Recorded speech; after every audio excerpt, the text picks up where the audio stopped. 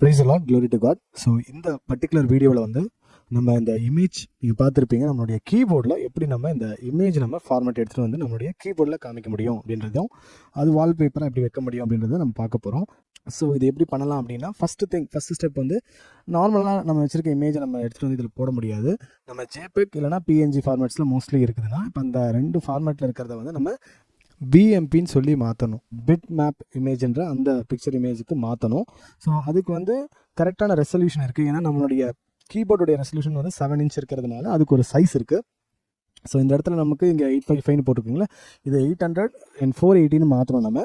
So அது நீங்கள் பண்ண முடிஞ்சால் பண்ணலாம், பட் இல்லை நான் கீழே ஒரு ஃபைல் கொடுக்குறேன், அந்த ஃபைலை நீங்கள் அப்படி டேரெக்டாக யூஸ் பண்ணிக்கோங்க. ஸோ இப்படி இப்போ போட்டிங்கன்னா இங்கே இது கரெக்டாக சேஞ்ச் ஆகும். ஸோ ஃபஸ்ட்டு ஃபைல் போய்ட்டு ஓப்பன் பண்ணிக்கோங்க. நான் கொடுக்குற ஃபைலை நீங்கள் ஓப்பன் பண்ணிவிடுங்க. ஓப்பன் பண்ணிவிட்டு அதுக்கப்புறமா நீங்கள் இதுக்கு மேலே இன்னொரு இமேஜை நீங்கள் என்ன பண்ணலான்னா போடலாம்.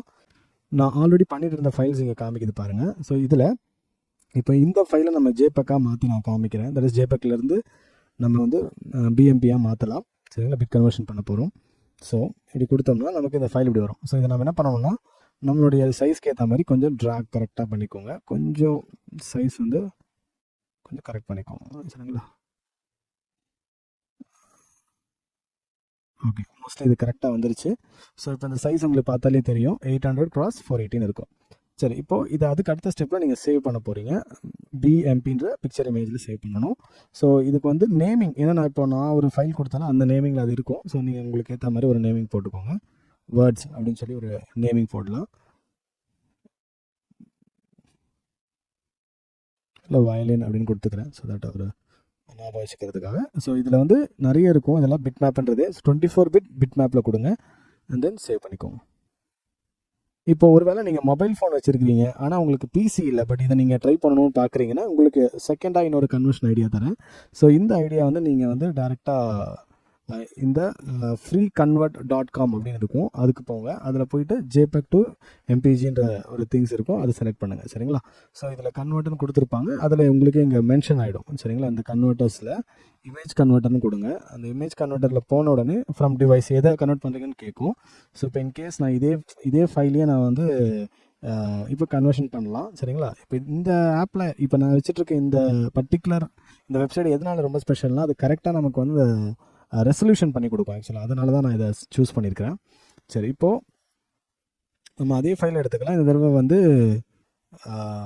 வயலின் 2ன்னு சொல்லி நேமிங்கில் கூட பண்ணிக்கலாம். சரிங்களா, அப்படி கொடுத்துட்டு இப்போ இங்கே அந்த அவுட்புட் வந்து நமக்கு பிபிஎம் வரணும், பிஎம்பின்னு வரணும். Okay, and then additional settings போயிட்டு இந்த இடத்துல என்டர் வித் அண்ட் ஹைட் இருக்கும். இங்கே நான் அந்த வித்து சொல்லியிருக்கேன்ல 800, ஹைட் வந்து 480 வரணும். இதை கொடுத்து அப்ளை செட்டிங் கொடுத்துட்டு கன்வர்ஷன் கொடுங்க. ஸோ இதில் என்னென்னா, இது இன்னும் கூட ஈஸியாகவே முடிச்சிடும். நம்ம போய்ட்டு அதில் ட்ராக் பண்ணிவிட்டு பெயிண்டில் பண்ணுறதை காட்டிலும் இதில் பண்ணிடலாம். இது வந்து மொபைல் ஃபோனில் நீங்கள் டேரெக்டாகவே இதில் என்ன பண்ணலாம், ஃப்ரீ கன்வெர்ட்டர் தான், எந்த ஒரு இஷ்யூஸும் இல்லை. கன்வர்ஷன் கொடுங்க. ஸோ கொஞ்சம் டைம் எடுக்கும். தென் அதுக்கப்புறம் இங்கே டவுன்லோட் ஆப்ஷன் கொடுக்கும் உங்களுக்கு. அப்போ நீங்கள் அந்த டவுன்லோட் ஆப்ஷன் கொடுத்துக்கோங்க, சேவ் டு டிவைஸ் கொடுத்துக்கோங்க. இப்போ அகெயின் அதோட நேம் கேட்குது. ஸோ நான் என்ன பண்ணுறேன், இது வந்து நான் வயலின் 2ன்னு மென்ஷன் பண்ணுறேன். சரிங்களா, அவ்வளோதான். ஓகே, சரி, இப்போது இது டேரெக்டாக அந்த கன்வர்ஷன் ஆச்சு. ஸோ இன்னும் ஒரே ஒரு ஐடியா சொல்கிறேன். என்னென்னா, உங்களோட இமேஜ் வந்து இந்த வியூவில் தான் இருக்கணும். தட் இஸ் எப்படி சொல்கிறதுனா, உங்களுக்கு லேண்ட்ஸ்கேப் வியூவில் இருக்கணும். இந்த போர்ட்ரேட் வியூவில் இருந்துடக்கூடாது. லேண்ட்ஸ்கேப் வியூவில் இருந்தால் தான் உங்களுக்கு வந்து நீங்கள் இந்த ஸ்ட்ரக்சர் வரும், உங்களுக்கு உங்களுடைய கீபோர்டில் போட்டு பார்க்க முடியும். ஸோ அதனால் அதுக்கேற்ற மாதிரி இந்த இமேஜை நீங்கள் செலக்ட் பண்ணணும். சரிங்களா, ஸோ இந்த ஃபோல்டரில் இந்த வயலின், அதுக்கப்புறமா வயலின் 2, அதுக்கப்புறம் ஆல்ரெடி நான் ஒரு பண்ணி வச்சுருக்கேன் இந்த பிஎம்பியும் நான் போட்டுடுறேன். இன்னும் ஒரு கன்வர்ஷன் ஐடியாவும் நான் உங்களுக்கு தரேன். தட் இஸ் நீங்கள் வந்து ஒன்றும் இல்லை, ChatGPT கிட்ட போய்ட்டு நீங்கள் என்ன பண்ணுங்கள், உங்களுக்கு என்ன இமேஜ் வேணுமோ அந்த இமேஜ் அப்படி உள்ளே எடுத்துகிட்டு வாங்க.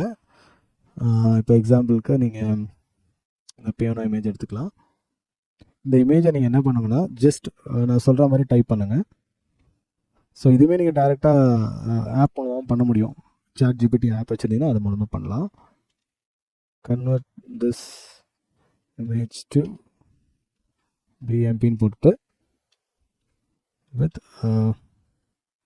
800x80 பிக்சல் அப்படின்னு மென்ஷன் பண்ணுங்கள். சரிங்களா, அவ்வளோதான். ஸோ இதை நீங்கள் கொடுத்துட்டு உங்களுக்கு அதுவே ப்ராசஸ் பண்ணிவிடும். ஆக்சுவலாக அந்த பிக்சல் ரேஷியோலேயே கொடுக்கும். சரிங்களா, இப்போ இது நம்ம டவுன்லோட் ஆகிடுச்சு, பட் இதை நம்ம செக் பண்ணி பார்க்கணும். இப்போ நம்ம எதனா பண்ணலாம், இதையும் காப்பி பண்ணிக்கலாம் நம்ம. சரிங்களா, இதையும் காப்பி பண்ணி இதில் போட்டுக்கிறேன். இப்போது அடுத்த கான்செப்ட் என்னென்னா, நம்ம வந்து இப்போது இந்த இமேஜை நம்ம இதுக்குள்ளே வரைய போகிறோம். மோஸ்ட்லி நீங்கள் பார்த்தீங்கன்னா உங்களுடைய வால்பேப்பர் வந்து இந்த சைடில் இந்த நீங்கள் டெக்ஸ்ட் வியூவருக்கு போகலாம், லிரிக்ஸ்ன்றதுக்கு போகலாம், அண்ட் டெக்ஸ்ட் வியூவர் இருக்குது, ரெண்டுத்துல தான் நமக்கு வரப்போகுது. இப்போ நான் வந்து லிரிக்ஸ் கிட்டே போகிறேன். இப்போ லிரிக்ஸில் போனீங்கன்னா உங்களுக்கு வந்து இந்த மாதிரி ஒரு விண்டோ ஓப்பன் ஆகும். ஸோ இதில் மிடி அண்ட் ஆடியோன்னு 2 விஷயம் இருக்கும் அதில். ஆக்சுவலாக இப்போ நீங்கள் பார்த்தீங்கன்னா தெரியும். ஓகேங்களா, இது மிடி. சரி, இப்போது இதில் ஒரு விஷயம் என்னென்னா, நீங்கள் இங்கே இதை கிளிக் பண்ணிங்கனாலே உங்களுக்கு வேறு என்ன கலர்ஸ் வேணுமோ நீங்கள் அதை வைக்கலாம். ஆக்சுவலாக ஆல்ரெடி இது உள்ள எக்ஸிஸ்டிங்காக இருக்கிறது.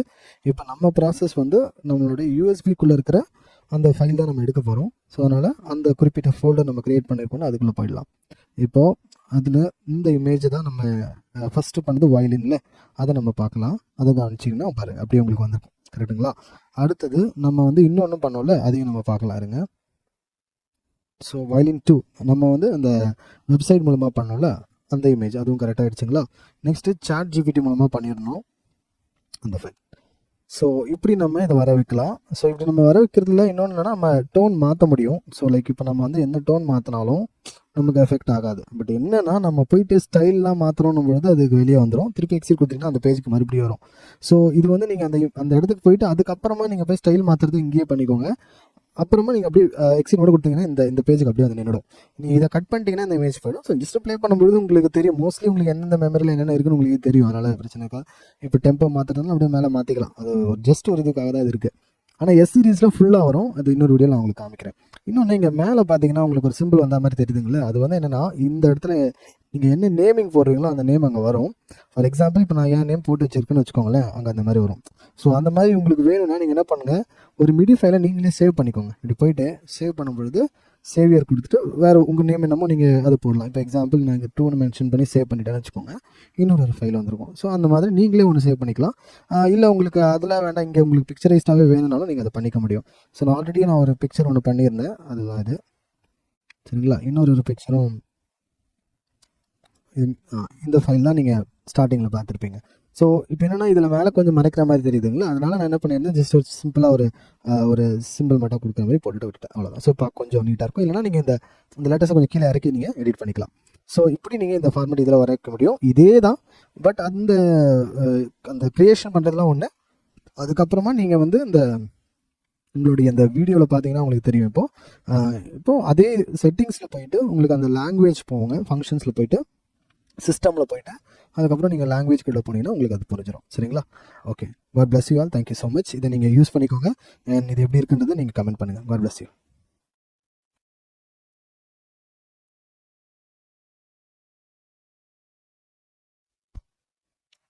ஸோ இன்னொரு முக்கியமான விஷயம் என்னென்னா, நீங்கள் இந்த மாதிரி பண்ணிட்டு இருக்கும் பொழுது ஒரு விஷயத்தை கவனப்படுத்திக்கணும்.